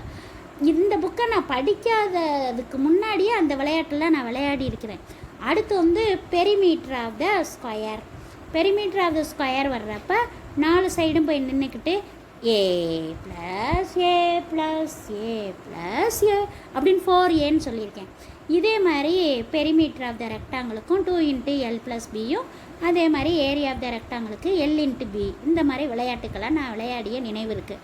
அதுக்கப்புறம் நான் என்ன பண்ணுவேன்னா சுற்றி வட்டமாக உட்கார வச்சுக்கிட்டு ஒரு பிள்ளைக்கிட்ட வந்து கொஷின் பேப்பரை தூக்கி போடுவேன். அதில் 1 மார்க் எழுதியிருப்பேன். அந்த கொஷின் பேப்பரை தூக்கி போட்ட பிறகு அந்த 1 மார்க் பேப்பருக்கு பின்னாடி அந்த பிள்ளை ஆன்சரை எழுதி தரும். ஆன்சரை எழுதி தந்த பிறகு அதை ஃபுல்லாக கலெக்ட் பண்ணி நான் கரெக்ட் பண்ணுவேன். ரொம்ப எளிமையாக இருக்கும். ஏன்னா வட்டமாக உட்காந்து 4 முச்சோடும் அப்படியே கலைச்சி படைக்கிறதுக்கும் ஒரு கிரவுண்டில் நின்று நம்ம ஒரு விளையாண்டு படிக்கிறதுக்கும் ரொம்ப வித்தியாசமாக இருக்குது. ஏன்னா ஃபஸ்ட்டு நான் எப்பயுமே என்ன சொல்லுவேன், இந்த ஆத்தர் என்ன சொல்கிறார், விளையாண்டுக்கிட்டே கற்போம், ஆடுவோம், பாடுவோம், படிப்போம் அப்படின்னு சொல்லுவார். நான் வந்து ஃபஸ்ட்டு விளையாடுவோம்னு தான் நான் கூப்பிடுவேன். வாங்க எல்லோரும் விளையாடலாம், இன்றைக்கி விளையாடலாமா, அப்போ நம்ம வெளியில் போகலாமா அப்படின்னு ஸ்டார்ட் பண்ணுவாங்க. அவங்க மனசு வெளியில் போகும், அவங்க எண்ணங்கள் வெளியில் போகும். ஆனால் திருப்பி அவங்க எண்ணங்கள் எல்லாம் உள்ளார்ந்தமாக மனப்பூர்வமாக உள்ளே வர்ற மாதிரி கொண்டு வந்துட்டு கிளாஸ் ரூமாக அமைச்சிட்டு முடிச்சிடுவேன். இப்படி தான் வகுப்பறை சூழல் இருக்கணும். ஏன்னா இவங்க சொல்கிற விஷயத்தில் இந்த புத்தகத்தில் கடைசியாக ஒரு விஷயங்கள் சொல்லியிருப்பாங்க. சிசிஇயில் விளையாட்டு அணுகுமுறைகளுக்கு எவ்வாறு மதிப்பெண் போடுவது அப்படின்னு சொல்லிட்டு. இதில் ஃபார்மட்டிங்காக அதுக்கப்புறம் நம்ம ஒரு பேச்சு போட்டி வச்சோம்னா ஒரு 4-5 டீச்சர் இருப்பாங்க. நான் நிறைய தடவை பேச்சு போட்டியை வாட்ச் பண்ணி மார்க் போட்டிருக்கேன். கருத்துக்கள் எப்படி இருக்குது, மொழிநடை எப்படி இருக்குது, மேற்கோள் எப்படி இருக்குது, குரலின் ஏற்ற இறக்கங்கள் எப்படி இருக்குது, அங்க அசைவுகள் எப்படி இருக்குது, அவங்க அதுக்கப்புறம் ரூப்ரிக்னு சொல்லுவாங்க. இந்த மாணவருடைய பேச்சு திறனை அளவிடக்கூடிய அந்த முறைக்கு பேர். இது விளையாட்டுலேயும் நம்ம தத்ரூபமாக நம்ம பார்க்குறோம். நிறைய ரூப்ரிக் இருக்குது. ஃபார்மேட்டிக் மதிப்பு அப்படின்றதான் அது. இந்த ஃபார்மேட்டிவ் மதிப்பை வந்து நம்ம ஒவ்வொரு ஆசிரியரும் நடத்தக்கூடிய தேர்வுக்கு வந்து ரூப்ரிக் மதிப்பை நம்ம போடலான்னு சொல்கிறாங்க. ஒரு உதாரணம் எடுத்துக்கிட்டோம் அப்படின்னு சொன்னால், பல அமெரிக்க பள்ளிகளில் இது பயன்படக்கூடிய ஒரு முறை தான் ஒரு ரூப்ரிக் அப்படின்னு சொல்லுவாங்க. இந்த வகுப்பறை பாடத்தை கவனிக்க விதத்தை பொறுத்து எப்படி பாருங்கள். இப்போ வந்து ஆசிரியரை பார்க்குறானா, இல்லை கரும்பலகையை பார்க்குறானா, இல்லை கேள்வி கேட்கும்போது மாணவர் சொல்லக்கூடிய பதில்கள் எப்படி இருக்குது, இல்லை சந்தேகங்களை போக்கிக் கொள்வதில் காட்டக்கூடிய முனைப்பு எப்படி இருக்குது. ஒரு சில பசங்கள்லாம் பார்த்திங்கன்னா, எனக்கு முதல்ல சொல்லுங்கள், சாப்பிட்றதுக்கே எனக்கு முதல்ல வைங்க, அடுத்து அவனுக்கு வைங்க அப்படின்னு சொல்கிற மாதிரி தான். எது அதில் முந்தணுமோ அது மாதிரி முந்த வேண்டியதான். படைக்கு முந்தணுமா, பந்திக்கு முந்தணுமா, என்ன பண்ணணுமோ பார்த்துக்கோங்க. ஐ கான்டாக்ட், அதுக்கு வேறு அர்த்தம் இருக்குது. ஐ கான்டாக்ட் வந்து 15 நிமிடங்களாவது அவங்ககிட்ட இருக்கா, ரெஸ்பான்ஸ் எப்படி இருக்குது, இல்லை அவன் டவுட்டை எப்படி கிளாரிஃபை பண்ணுறேன், நம்மக்கிட்ட வந்து வேணாம் இந்த டவுட்டை கேட்டு என்ன போதுன்னு இருக்கானா, இப்படி ஒவ்வொன்றா நம்ம பார்க்கணும். இப்போ 4-5 பசங்களை நம்ம பார்க்குறாங்க. ஒரு மாணவனோட செயல்பாடு வந்து ஸ்டாண்டர்டாக இருந்தால், அந்த ஸ்டாண்டர்ட் அளவுக்கு இருந்துச்சுன்னா எதிர்பார்க்குற தரத்தை அணைஞ்சிருக்காரான்னு பார்த்தா எக்ஸ்பெக்டடாக இருக்குது. இது அந்த ஸ்டாண்டர்ட் இருக்குல்ல, அதை காட்டிலும் கூடுதலாக இருந்தானா அவன் பெர்ஃபார்மன்ஸாக இருக்கானான்னு பார்க்குறோம். இல்லை அதுக்கு மேலே இருக்கானா எக்ஸீடிங்காக இருக்கானா, இல்லை அதுக்கு குறைச்சிருக்கானா எமர்ஜிங்காக இருக்கானா, இல்லை அவன் வந்து ஆசிரியர் வந்து தனது பார்வையை வச்சே அளவிட வேண்டியதாக இருக்கானா, அப்சர்வேஷனில் இருக்கேன் சொல்லுவோம்ல, நீ அப்சர்வேஷனில் இருக்கப்பா அப்படின்ற மாதிரி இந்த டாக்டர் சொல்லுவார். நம்மளை வந்து நோயாளியாக ட்ரீட் பண்ணுறப்போ சொல்லுவார். இந்த மாதிரி விஷயங்கள்லாம் கொண்டு போகிறப்ப இந்த விளையாட்டின் நோக்கில் ஒருங்கிணைப்பாளரும் சரி, அது வழிகாட்டக்கூடிய ஒரு விஷயமாகவும் அந்த ஆசிரியர் இருக்கார். அத்தகைய ஆசிரியர் தொழிலில் நான் பார்த்துக்கிட்டு இருக்கனால பெருமிதப்படுறேன். இந்த மாணவர் செல்வங்களையும் திருப்பி எதிர்கால சந்ததிகளையும் உருவாக்கக்கூடிய பொறுப்பை எனக்கு கொடுத்துருக்க கடவுளுக்கு நன்றி சொல்கிறேன். இந்த நல்லதொரு வாய்ப்பை கொடுத்த இந்த ரிஃபோர்ட் தளத்திற்கும் ஒருங்கிணைத்து கொண்டிருக்கும் சேவா மேமுக்கும், இன்னைக்கு பார்வையாளராக வந்திருக்கக்கூடிய அத்தனை அன்பு நல்ல உள்ளங்களுக்கும் நன்றிகளை தெரிவித்து என்னுடைய உரைக்கு முற்றுப்புள்ளி வைத்து அழகானதொரு புத்தகத்தை மதிப்பாய்வு செய்த மன திருப்தியுடன் இடம் சாருகின்றேன். நன்றி, வணக்கம் நண்பர்களே. Thank you ma'am.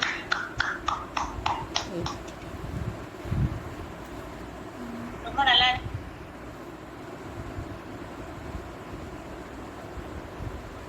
Thank you ma'am. நன்றி குடிய அனைவருக்கும் உற்சாகமான மாலை வணக்கம்.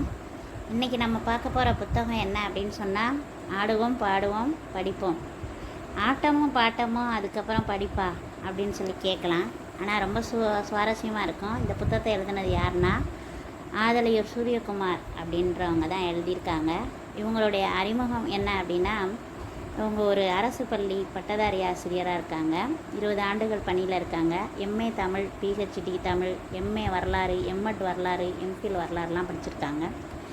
நிறைய இடங்களில் இருக்கக்கூடிய பல்கலைக்கழகம், சேலம் பெரியார் பல்கலைக்கழகத்தில் குழு உறுப்பினராக இருக்காங்க. ஆட்சி பேரவை குழு உறுப்பினர்.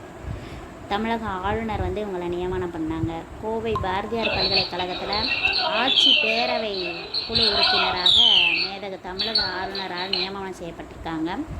எழுத்தாளர், பத்திரிகையாளர், சுய முன்னேற்ற பேச்சாளர், நிறைய விருதுகள் வாங்கியிருக்காங்க. பட்டியல் நீண்டுக்கிட்டே போகும்.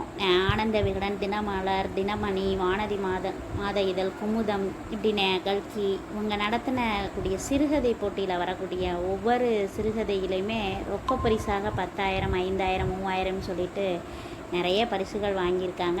நிறைய புத்தகங்கள் எழுதியிருக்காங்க. அதில் ஒரு புத்தகம்தான் இந்த புத்தகம். இந்த புத்தகம் எனக்கு எப்படி கிடச்சிச்சுன்னு சொன்னால், எங்களுடைய பள்ளியில் இருக்கக்கூடிய ஒரு இடத்துல இருந்தது. ரொம்ப கீழே கிடந்தது. சரி, எனக்கு ரொம்ப கவலையாக இருந்தது. சரி, இந்த புத்தகத்தை நம்ம எடுத்து என்ன பண்ணலாம் அப்படின்னு பார்த்தா இந்த புத்தகத்தை வைக்கவே தோணவே இல்லை. அவ்வளோ சுவாரஸ்யமாக இருந்துச்சு தெரியுமா. இதனுடைய தலைப்புகள்லாம் ரொம்ப அருமையாக இருந்தது. இதில் இவரே வந்து சொல்லியிருப்பார். ஏன்னா படிக்கிற பசங்க வந்து ரொம்ப வேறு மாதிரி போய்கிட்டு இருக்குது, காலங்களுக்கு ஏற்ற மாதிரி. இன்றைக்கி நம்ம எல்லாருமே புத்தகம் வச்சு படிக்கிற காட்டில் செல்ஃபோன் வச்சு படிக்கிற மாதிரி ஆயிட்டோம். அன்றைக்கி நேர பேசிக்கிட்டு இருந்த பேச்செல்லாம் இன்றைக்கி இணைய வழியில் நம்ம செஞ்சிட்ருக்குறோம். அப்போ கல்வியில் ஏதாவது ஒரு புதிய மாற்றம் கிடைக்காதா, கொடுக்க முடியாதா, மாணவர்களுக்கு வகுப்பறையில் தண்டனை மட்டும்தான் தரக்கூடாது அப்படின்ற சட்டம் சொல்கிறது ஏன்? அப்போ ஆசிரியரோட பெருமுயற்சி எப்படி எடுத்துக்கணும், அவங்கள எப்படி கொண்டு போகணும் அப்படின்றக்காக கிரிக்கெட்டு, அப்புறம் டீலா நோ டீலா, இப்படி ஒவ்வொன்றா அந்த வகுப்பறை சூழலை ஆட்டமும் பாட்டமாக கொண்டாடி இருக்கக்கூடிய மரியா மாண்டிசோரி அப்படின்ற